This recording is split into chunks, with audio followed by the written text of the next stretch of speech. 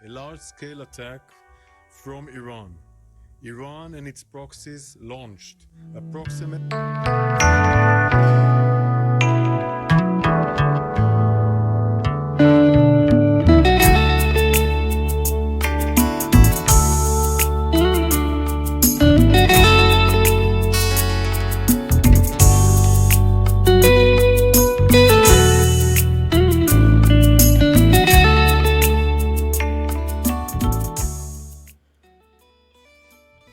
ሰላም ከመይ ትውዕሉ ዝኸበርኩም ተኸታተልቲ መደብና ንሎም ኸ ኣብ እዋናዊ ጉዳያት ኣሜሪካ ኣብ ልዕሊ ኢራን ኣብ ዝካየድ ዝኾነ መጥቃዕቲ ሕነ ምፍዳይ ከም ዘይትጽምበር ኣፍሊጣ ኣብ ትሕቲ ዝብል ኣርእስቲ ንዝተዳለወ ጽሑፍ ናባኹም ነብሎ ምክትታልኩም ንዕድም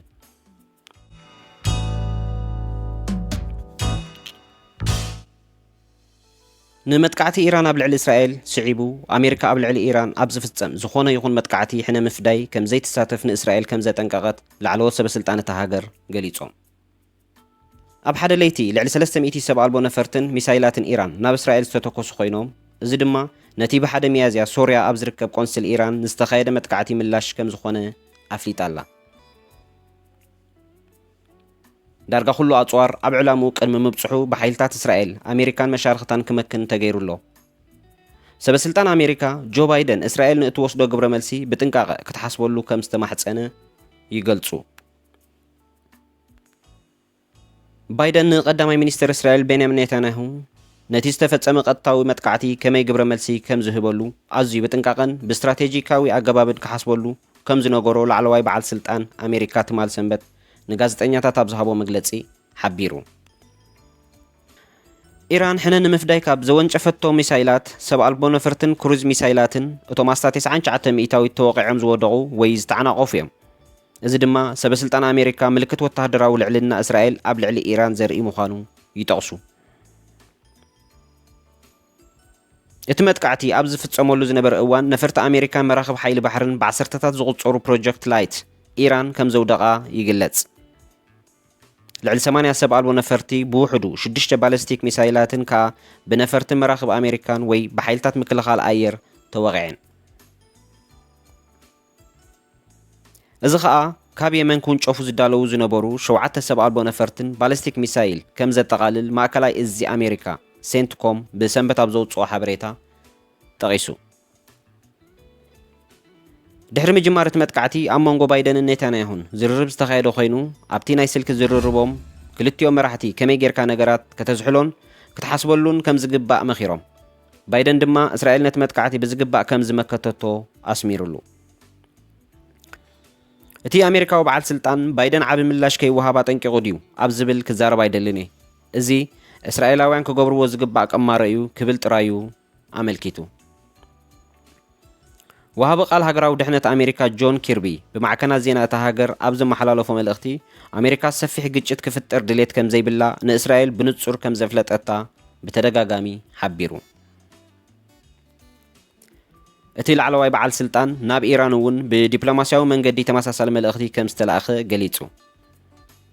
ሚስተር ኪርቢን እቲ በዓል ስልጣንን ኣሜሪካ ንእስራኤል ምክልኻል ክትቅጽል ምዃና እኳ እንተገለጹ ኣብ ዝኾነ ይኹን ኣንጻር ኢራን ዝካየድ ግብረ መልሲ እስራኤል ግን ከም ዘይትሳተፍ ኣነጺሮም ኣለዉ።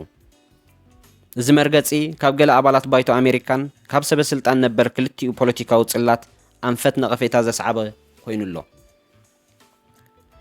ኣብ ወንበር ኮሚቴ ስለያ ባይቶ ኮይኑ ዘገልገለ ወኪል ሪፓብሊካን ኦሃዮ ማይክ ተርነር ሚኒስተር ኪርቢ ብዛዕባ ምህዳእ እቲ ግጭት ዝሃቦ ርእይቶ ጌጋዩ ኢሉ ድሮ እናገደደ ይኸይድ እዩ ዘሎ እቲ ምምሕዳር ድማ ምላሽ ክህብ ኣለዎ ክብል ንማዕከናት ዜና ኤንቢሲ ተዛሪቡ።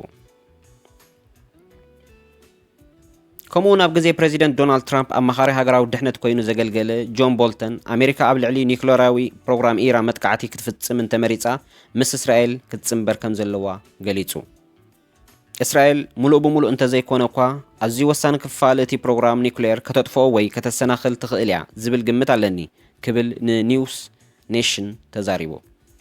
ወሲኹ ብግልጽ ክዛረብ እንተኾይነ እስራኤል አንጻር ኒክሌራዊ ፕሮግራም ኢራን ክትብገስ ድልውት እንተኾይና ኣሜሪካ ብኹርዓት ክትጽምበር ይግባእ ኢሉ።